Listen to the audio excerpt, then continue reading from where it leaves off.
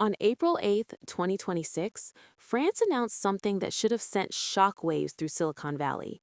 The French government just committed €3 billion to migrate 2.5 million government computers off Windows by 2030. But here's what makes this story bigger than one country's IT budget. This isn't just France's problem to solve anymore. It's the beginning of a global pattern that's going to reshape how every government thinks about technology dependency. And in the next 10 minutes, I'm going to show you exactly what this pattern means and why it's not stopping at France. On this channel, we talk about the systems nobody explains properly. Let's dig into how France just blew open the door to a completely different future. Let's get the numbers right first because they're staggering. The French government is migrating 2.5 million workstations from Windows to Linux, not in 2050, not eventually, by 2030. To put that in perspective, Microsoft serves about 1.4 billion Windows devices globally.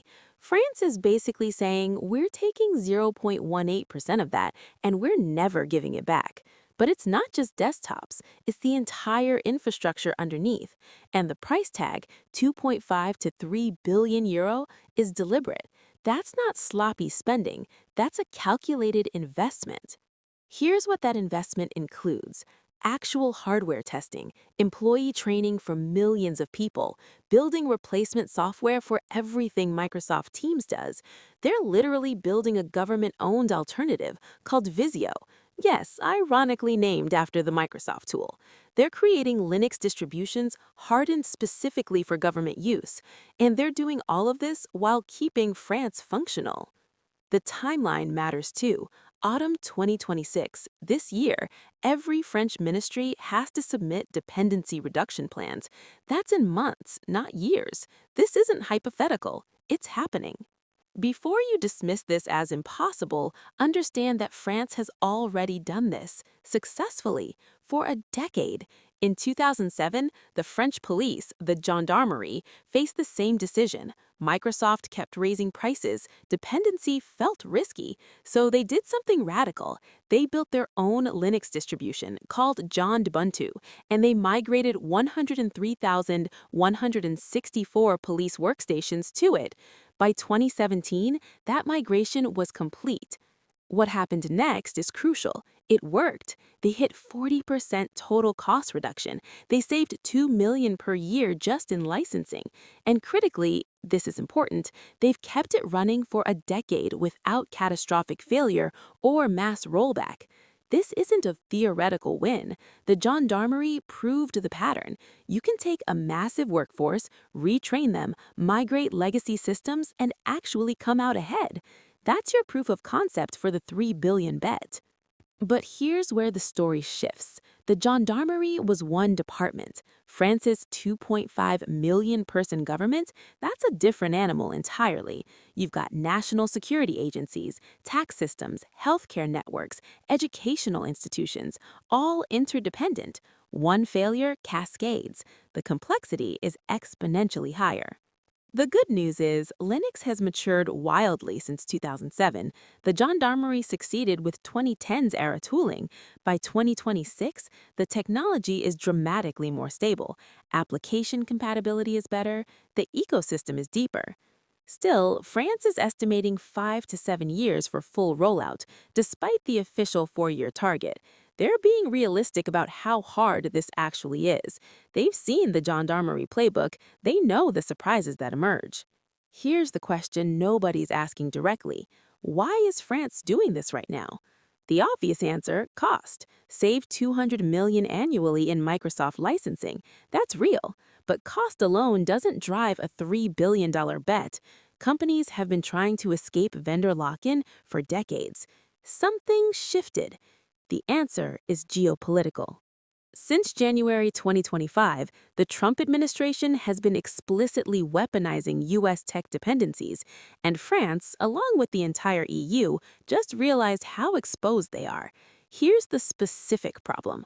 Office 365 Cloud is stored on U.S. servers. The U.S. Cloud Act allows American law enforcement to access any data on U.S. servers without European notification or consent. And because Microsoft is an American company, GDPR compliance doesn't override that.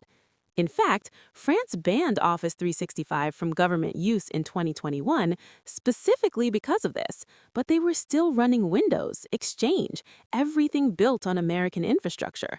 Then came the Schrems II ruling from European courts, which basically said EU-US data transfers are legally risky because the US government can access the data. That created a legal framework where using American cloud infrastructure became a compliance liability, not just a cost problem. So France faced a choice: either keep paying Microsoft while legally exposed or invest in independence. They chose independence. But here's the larger pattern nobody's talking about. This isn't just France's decision alone anymore. Germany is already moving 30,000 government PCs to Linux, announced just this month. Denmark has committed to a similar timeline. The EU is discussing 350 million euro in open source funding. This is coordinated. The US dependency issue became too visible to ignore. Here's where this stops being a French story and starts being a global story. India is building Maya OS. Australia is moving to open source infrastructure. Germany, Denmark, Sweden, all signaling the same move. Open source services market hit $21.7 billion in 2021. By 2026, forecasts put it at $50 billion. That's 130% growth in 5 years.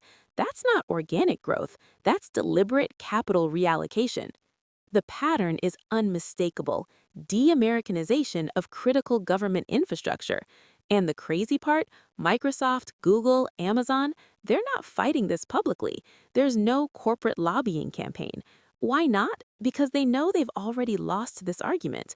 The legal exposure is real, the dependency is real, and geopolitically, the cost of fighting it exceeds the cost of accepting it. Instead, what you're seeing is infrastructure shift. The EU is now discussing whether to fund entirely European alternatives to Microsoft, Google, and Amazon for government use.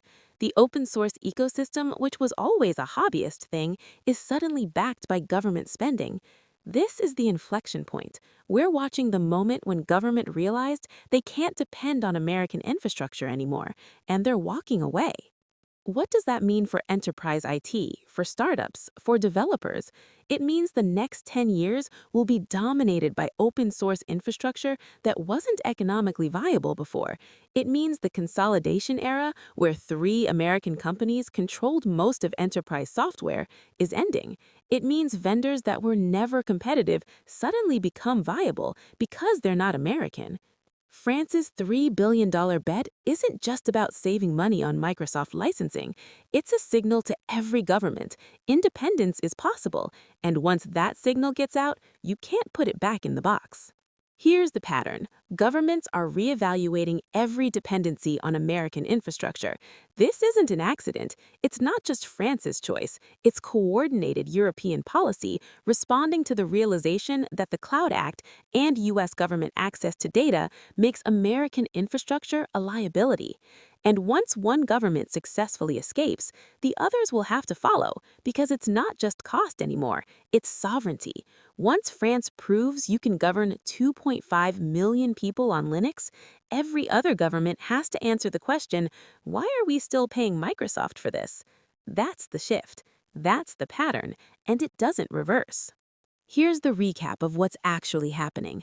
1. France committed €3 billion to migrate 2.5 million government computers from Windows to Linux by 2030. That's real. It's announced, and autumn 2026 is the first major checkpoint. 2. They're not inventing this. The Gendarmerie already proved the pattern works at scale, saving 40% on costs and $2 million annually for a decade. 3. This isn't about saving money on licensing, though that's part of it. It's about escaping the Cloud Act, the legal framework where U.S. law enforcement can access any data on U.S. servers without European consent. 4. France isn't alone. Germany, Denmark, India, and Australia are all moving simultaneously. Open source market is growing 130% in 5 years because governments are now funding it. 5.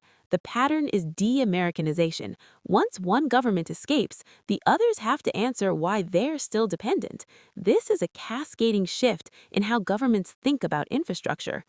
This matters because it's going to reshape enterprise IT, the competitive landscape for software vendors, and fundamentally how we think about digital sovereignty. The consolidation era is ending.